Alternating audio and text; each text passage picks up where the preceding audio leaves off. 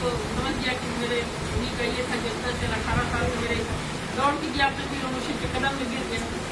جب گرا تو اس کو اٹھا دیے, اس کو اٹھا کے اس کے سر پر ہاتھ پھیر دیے, جاؤ تم کامیاب ہو گئے کام. اور اس کے بعد پھر جو ہے جب وہ اپنے اس کو اتنا نور دے دیے کہ وہ اپنے دور میں پھر نور بانٹنے والا. تو اولیاء اللہ کا کام یہی ہوتا ہے. پھولا پٹکا ٹکڑا ہوتا ہے, اس کو بناتے ہیں رگڑ گھس کر کے اس کو کسی طرح سے. دیکھیے نا کہ کوئی کاریگر ہے, اس کے پاس اگر کوئی سامان آپ دیکھیے برتن اگر ٹیڑھا باقا ٹوٹا پھوٹا لے جائیں تو اس کا کاریگر ہے تو اس کو چپتا ہے, میلا کچیلا ہے تو اس کو سگڑتا ہے, صاف کرتا ہے, اس کو میل کچیل کو دور کرتا ہے. اس کے بعد وہ رنگ چڑھاتا ہے, رنگ چڑھا کر کے پالش کرتا ہے, پالش کر کے پھر ایک نئی شکل صورت ہوتی ہے سامنے آ جاتی ہے. انسان ویسا ہی ہے. ہمارے انسان کجی ہے, ہمارے انسان ہے, نفس ہے, ہمارے ساتھ شیطان ہے, سب چیز ہمارے ساتھ لگا ہوا ہے. جو اس سے دور کرنے کے لیے اولیاء اللہ وہ بھی کام کرتے ہیں اور پھر رگڑ گھس کے اس کو الٹا ہے سیدھا ہے تھوڑا اس کو ادھر سے ٹھیک ٹھاک کر دیتے ہیں. تھوڑا یہ نفس اس کا بڑا ہوا ہے تو تھوڑا اس کو دبا دیتے ہیں, تھوڑا اس کو کھس دیتے ہیں, تھوڑا تکلیف دے دیتے ہیں, مطلب تھوڑا تھوڑا تاکہ وہ کس سیدھی راہ پر سیدھا ہو جائے.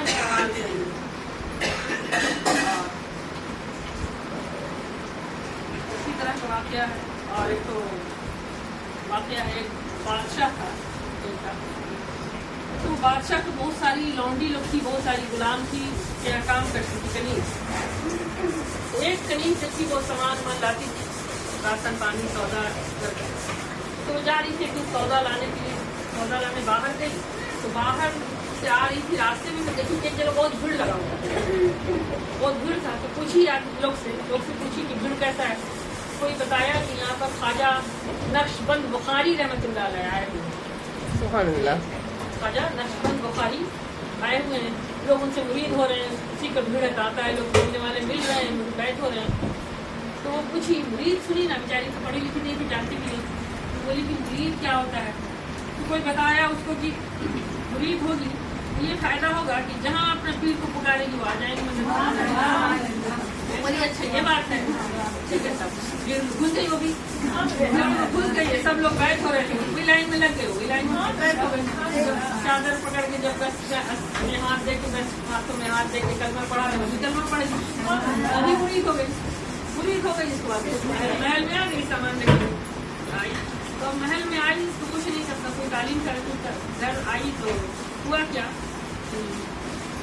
نگران مرشدی میں وہ تاثیر دیکھی بدلتی ہزاروں کی. کیا ہوا جب وہ گھر آئی تو جب تک نظر ملی نہ تھی دل کو چین تھا, پاگل سا ہو گیا مجھے دیکھ نہیں. تو اب وہ جب دیکھ کے آئی تو اب وہ بادشاہ کے کام میں رہتی کام.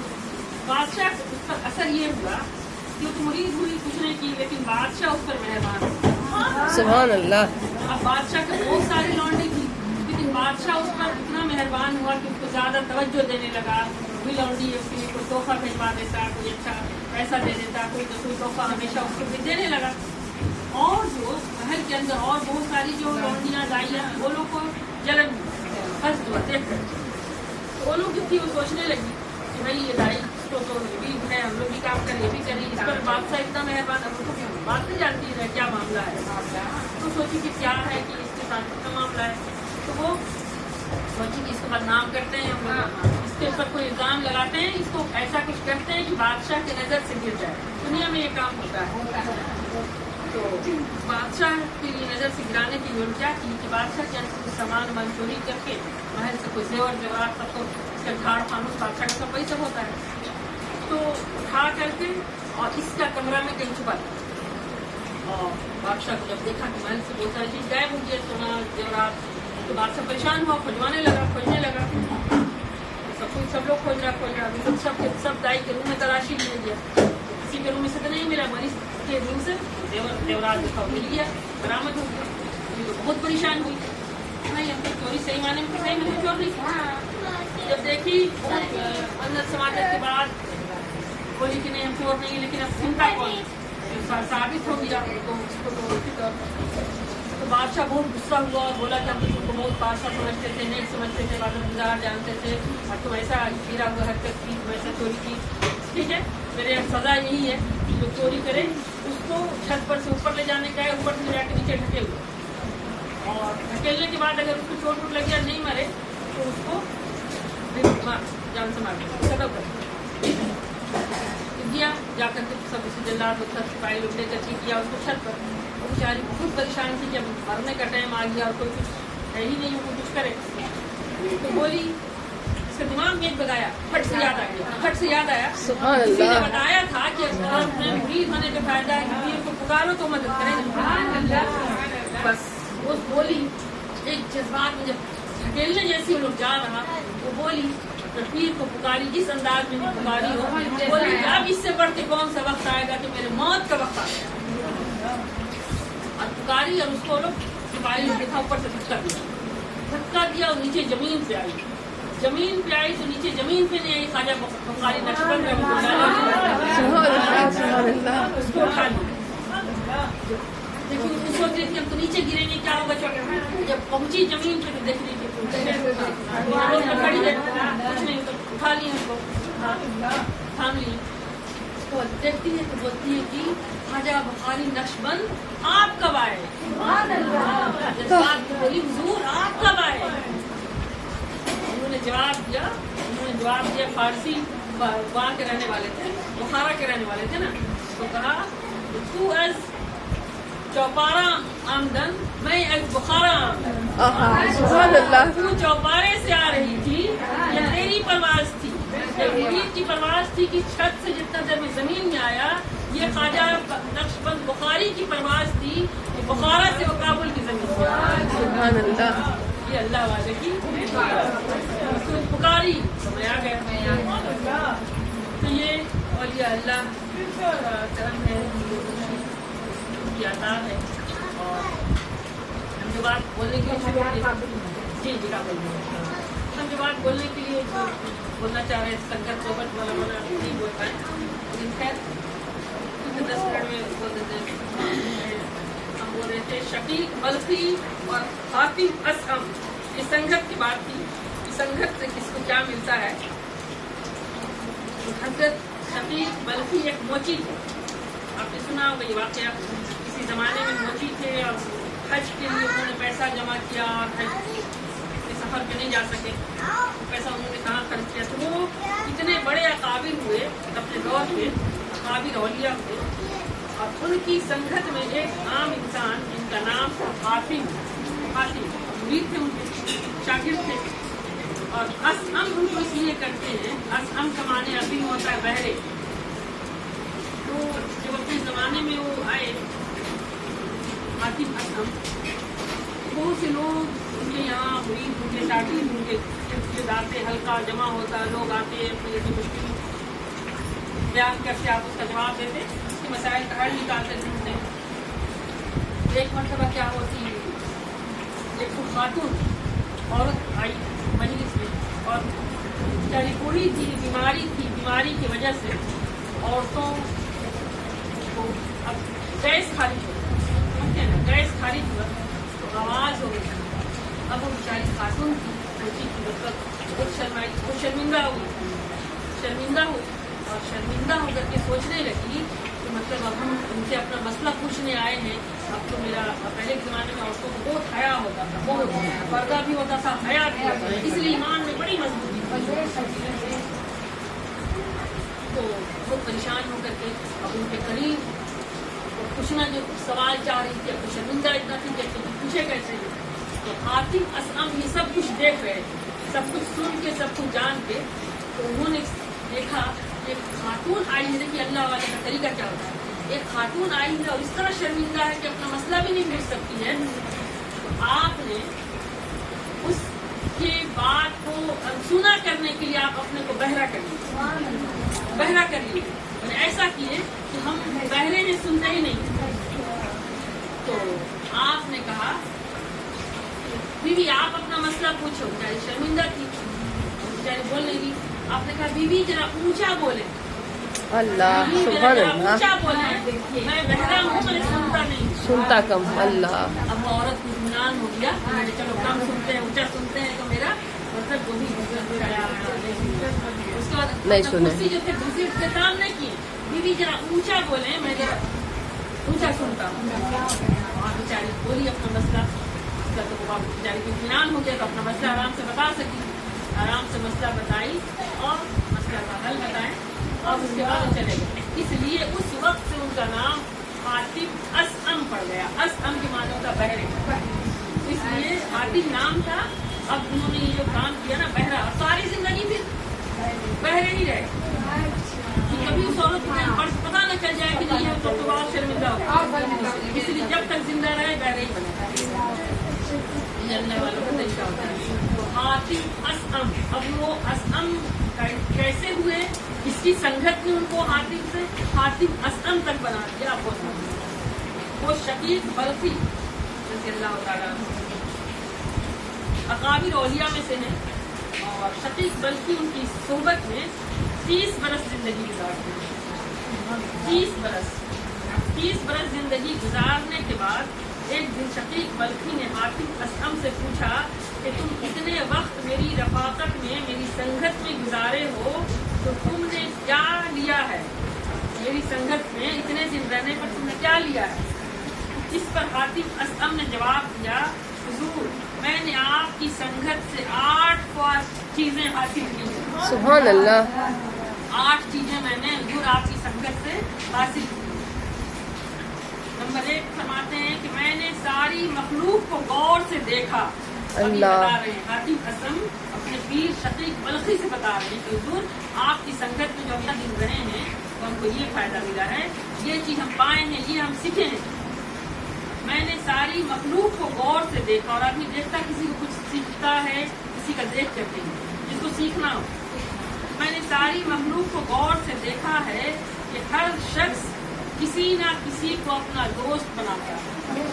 سبحان اللہ. کسی نہ کسی کو اپنا دوست بناتا ہے, کسی کو اپنا قریبی بناتا ہے, کسی کو اپنا ہمراز بناتا ہے. کوئی اپنے بھائی بہن سے محبت کرتا ہے, گھر بار سے محبت ہے, کسی کو کاروبار سے محبت ہے.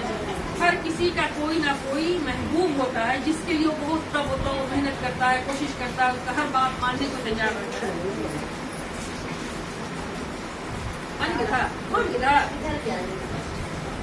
اچھا ہاں 3 جگہ سے گرے ہوئے ہیں.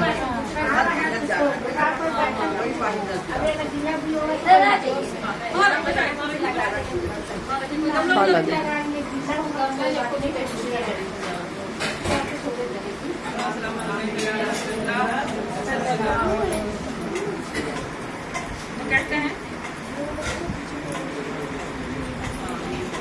تو فرماتے ہیں کہ میں نے دیکھا کہ ہر آدمی کسی نہ کسی سے مخلوق کو جب غور سے دیکھا تو دیکھا کہ ہر کوئی کسی سے بہت محبت کرتا ہے, کوئی نہ کسی کو اپنا قریبی بنا کے رکھتا ہے. لیکن میں نے دیکھا کہ کوئی بھی محبوب بندے کو اس کے موت کے وقت تک ساتھ رہتے ہیں اور قبر میں جب عین ساتھی کا وقت ہوتا ہے کوئی اس کے ساتھ نہیں جاتا ہے. اللہ کوئی بھی اس کے ساتھ نہیں جاتا ہے. جتنا کچھ چاہے جتنا محبوب بنا لے, جتنا اس کی دل و جان قربان کرتے, جو بھی کرتے ہیں کسی بھی کام کو, چیز کو, کسی آدمی کو, کسی کو بھی. لیکن وہ جب کسی کے پاس جب جاتا ہے تو قبر میں جانے کا ٹائم ہوتا ہے تو کوئی اس کے ساتھ نہیں جاتا ہے, ہر کوئی اکیلا اکیلا جاتا ہے. تو میں نے جب عین کسی ساتھی کی ضرورت ہوتی ہے عین وہ اس وقت اس کا ساتھ چھوڑ دیتا ہے جب قبر میں جانے کا ٹائم ہوتا ہے.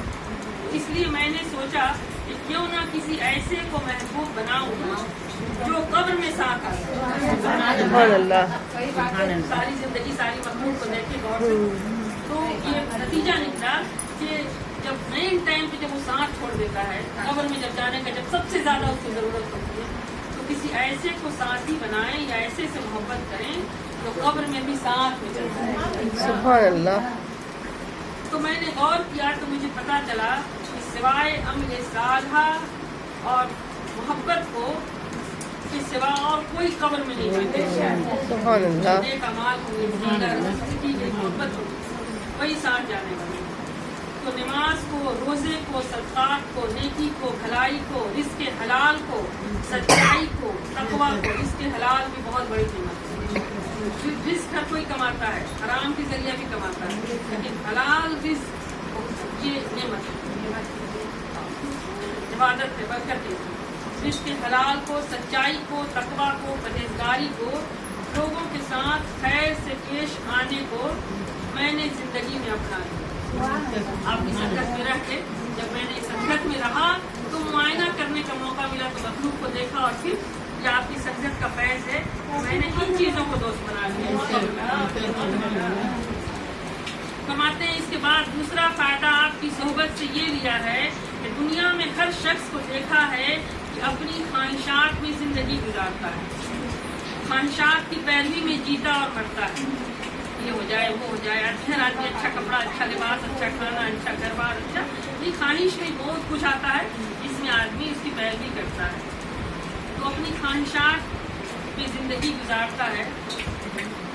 تو پھر میں نے اللہ رب العزت سے پوچھا کہ اس کا کیا حکم ہے، تو اللہ نے فرمایا کہ تو خوف الہی کی پیروی کر. اللہ نے قرآن میں فرمایا لوگ اپنے خواہشات کی پیروی کرتے ہیں، تو میرے خوف کی پیروی کرتے ہیں. میرا خوف ہو جائے، جب خوف ہو جائے گا تو تیرا عمل ظاہر سے بات ہی اچھا ہو جائے گا. تو کوئی برا اعمال سے خواہش کی پیروی نہ، تو یہ خیال ہوگا کہ یہ چیز اللہ کو ناپسند کرتا ہے، ایسا کپڑا اللہ کو ناپسند کرتا ہے، ایسا ضرورت سے زیادہ خواہش اللہ کو ناراض کرتے ہیں. جو زندگی میں اس طرح کی چیزیں ہیں تو اللہ کا خوف پیدا کر، خوف الہی کی پیروی کر، خوف الہی کی پیروی کر، تو محبت الہی کی پیروی کر، تو اللہ کی رضا کی پیروی کر. جس دن اعمال نے ڈھونڈنا ہے اور ہر شے کا حساب دینا ہے. تو جو شخص آج اللہ کے عذاب کے باعث میدان حشر میں کھڑا ہونے سے ڈر گیا، فرمایا جنت اس کا ٹھکانہ ہو. سبحان اللہ. اس طرح دنیا میں زندگی گزارنی ہے، ہر کام کرنا ہے. اگر اللہ کا خوف پہلے آ گیا تو پھر گناہ ہی نکلے گا، گناہ سے بچ جائے گا. اس کے بعد میں نے نفس کی مخالفت کی پیروی اختیار کر لی، یعنی جو نفس چاہتا ہے اس کو میں نے چھوڑ دیا. فرماتے ہیں تیسری چیز میں نے دیکھا کہ ہر شخص دنیا کے ساز و سامان ملکیت کو بڑھانا چاہتا ہے. ہر آدمی دنیا کا سامان، یہ سامان، وہ سامان، ہر کسی کا دھندا ہے، ہمارا آپ کا ہر ایک کا دھندا ہے. فرماتے ہیں کہ ہر کوئی دنیا کے ساز و سامان کو جمع کرتا ہے اور اسی پر قابض ہونا چاہتا ہے اور اسی ملکیت کو بڑھانا چاہتا ہے اور سمجھتا ہے کہ یہ کاروبار، تجارت، ملکیت میری جتنی زیادہ ہوگی شاید اتنی زیادہ میری زندگی ہوگی. ہاں، شاید اتنی زیادہ میری زندگی ہوگی اور اتنی زیادہ میری عزت ہوگی. اس لیے آدمی اور زیادہ کرتا نہیں، آدمی ہوتا نہیں ہے جتنے میرے عزت نہیں ہو گئی ہے نا، یہ خیال آتا ہے نا. تو میں نے اللہ رب العزت سے پوچھا، سورہ نحل آیت نمبر 16 میں اللہ پاک نے جواب دیا. تو اللہ رب العزت نے فرمایا کہ جو مال و زر تمہارے پاس ہے وہ فنا ہو جائے گا.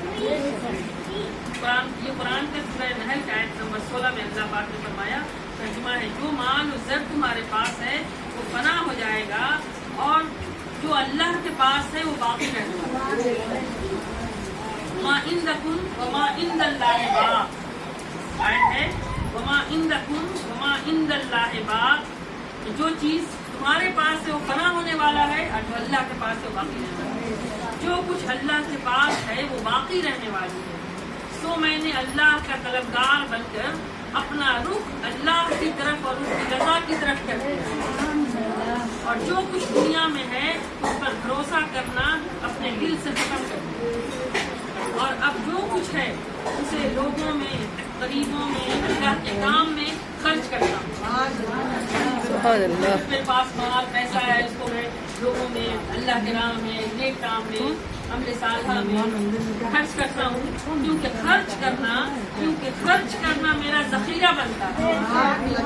مال جمع کرنا ذخیرہ نہیں بنتا. مال جمع کرنے سے فنا ملتی ہے. جو جمع ہو رہا وہ فنا ہے، جو اللہ کی راہ میں خرچ کرے وہ بقا ہے. مال جمع خرچ کرنے سے بقا ملتی ہے اور مال جمع کرنے سے فنا ملتی ہے. تو میں نے آخرت کو دنیا پر ترجیح دی، یعنی آخرت کے کام میں لگ گیا، دنیا کی चीज़ों से छोड़ कर। दुनिया में जो खर्च था वो काम वो खर्च उलट दिया और अल्लाह की तरफ कर दिया, ये बाकी रहेगा, ये जो कर रहा हूँ ये खत्म हो जाएगा। चौथी चीज जो मैंने आपकी 30 बरस की सोहबत से सीखी है वो ये सुभान है अल्लाह। कि मैंने मखलूक में हर शख्स को देखा है कि हर शख्स के यहाँ एक फख्र है, उसकी इज्जत का, उसकी बड़ाई का, उसकी ताकत का। वो समझता है कि ये मेरी इज्जत का जरिया है। कोई फैमिली के बड़े होने पर फख्र करता है, कोई औलाद के बड़े होने पर फख्र करता है, कोई माल और दौलत के ज़्यादा होने पर फख्र करता है, कोई अपने जॉब के ऊंचा होने पर फख्र करता है, कोई अपना माल फजूलियात पे खर्च करता है कि उससे मैं सोसाइटी में बड़ा लगूंगा, मेरी इज्जत होगी। अलगर्ज हर शख्स किसी न किसी धोखे में मुब्तला। मैंने गौर किया और अपने मालिक से पूछा कि मौला तू बता तेरे यहाँ असल में बड़ा कौन है, सुभान अल्लाह। ताकि वो बड़ाई मैं भी हासिल कर लूं, ताकि वो बड़ाई मैं हासिल कर लूं। तो अल्लाह रब्बुल इज्जत ने सूरह अल हुजुरात की आयत नंबर 13 में मुझे जवाब दिया, इन्नमा अकरमु इन्नल्लाह अनफुसकुम, सुभान अल्लाह। बेशक अल्लाह के नजदीक तुम में ज्यादा बाइज्जत वो है जो तुम में सबसे ज्यादा परहेजगार है। सुभान अल्लाह, सुभान अल्लाह। अल्लाह पाक ने जवाब दिया कि तुम में सबसे ज्यादा बाइज्जत वो है जो तुम में ज्यादा परहेजगार है। या रसूल अल्लाह। सो मैंने परहेजगारी इख्तियार कर ली और सारी दुनिया की जो धोखे थे, धोखे के सामान थे, उनसे निजात पा ली सुभान अल्लाह। और बातिल मुझसे जायल हो गया और मैंने हक को पा लिया। पांचवी चीज जो मैंने आपकी सोबत से सीखा है वो ये कि मैंने देखा कि हर शख्स किसी न किसी की मजम्मत करता है। जब किसी खास मजलिस में बैठता है तो लोगों को बुरा भला कहता है, कोई किसी की ग़ीबत करता है, कोई किसी की चुगली करता है, कोई सादा तरीके से, कोई मक्कारी और अय्यारी और चालाकी से करता है। मकसूद ये है कि दूसरे को नीचा दिखाना, घटिया दिखाना, नाक़िस साबित करना। मैंने गौर किया कि लोग ऐसा क्यों करते हैं। अल्लाह। देखिए कि मैंने गौर किया कि लोग अभी गौर करने का भी जिसको नसीब होगा वही कर सकता है, हर कोई नहीं कर सकता है। मैंने गौर किया कि लोग ऐसा क्यों करते हैं, तो मैं इस नतीजे पर पहुंचा कि उन सारे फसाद की जड़ हसद है। हसद है, किसी को हसद है दूसरे की दौलत से, किसी को हसद है किसी के इल्म से कि उनकी तालीम ज़्यादा है, लोग उससे सीखने ज़्यादा जाएंगे, मुझे इल्म में कमतर जानेंगे। बस ये कमतरी और बड़तरी जिसको इंसान देखता है कि उसके लिए हसद का बायस बनता है और हर नेमत हसद लाती है। वो नेमत आ जाए तो इंसान को किसी को देखता है दौलत का। तो मैंने इस पर गौर किया कि हसद क्यों करते हैं, तो अल्लाह रब्बुल इज्जत ने मुझे जवाब दिया। अल्लाह पाक ने फरमाया सूरह अल ज़ुख़रुफ़ आयत नंबर 32, नहनु क़समना बैनहुम मशीअतहुम फिल हयातिद दुनिया। लोग किसी के देख करके, किसी का माल देख के, किसी का दौलत देख के, किसी का औलाद देख के, किसी का हसद क्यों करते हैं, तो अल्लाह रब्बुल इज्जत ने कुरान में इसका जवाब दिया सूरह ज़ुख़रुफ़ की आयत नंबर 32 में कि हम उनके दरमियान दुनियावी जिंदगी और उनके असबाब की मशीयत को तकसीम करने वाले हम हैं। अल्लाह ने फरमाया हसद क्यों करते हो, किसी को अल्लाह पर एतराज हो, अल्लाह की तकसीम पर एतराज हो ना, किसी के पर अल्लाह ने किसी को कुछ किया उससे अगर हसद हो, मतलब ये नहीं हुआ कि वो उससे हसद करता है। कुरान की आयत के मुताबिक हसद तो एतराज तो अल्लाह पे कर रहा है। इसलिए कहते हैं कि हमने कुरान की इस आयत के जरिए अपनी जिंदगी की इस्लाह कर ली कि हसद को अपनी जिंदगी से दूर कर दिया कि जो कुछ किसी के पास आ जाए, कम आए ज्यादा आए, जो है वो तो करने वाला है, और जो कुछ वसाइल नेमतें जो कुछ उनके पास है तो हम ही ने इन्हें तकसीम को दे जिससे तुम हसद करते हो। तो पता चला कि जो कोई किसी की नेमत से हसद करता है गोया वो अल्लाह के फैसले पर एतराज करता है, अल्लाह की तकसीम पर एतराज करता है। तो मैंने अल्लाह पर एतराज करना तर्क कर दिया और अल्लाह की तकसीम के साथ राजी हो गया। जब से मैं अल्लाह की तकसीम से राजी हुआ हूँ तो हसद से पाक हो गया। फिर मैंने छठी चीज ये हासिल की है कि मैंने जिंदगी में देखा है कि बहुत से लोग हैं किसी न किसी से अदावत रखते हैं, दुश्मनी रखते हैं, अदावत बोझ रखते हैं किसी न किसी से।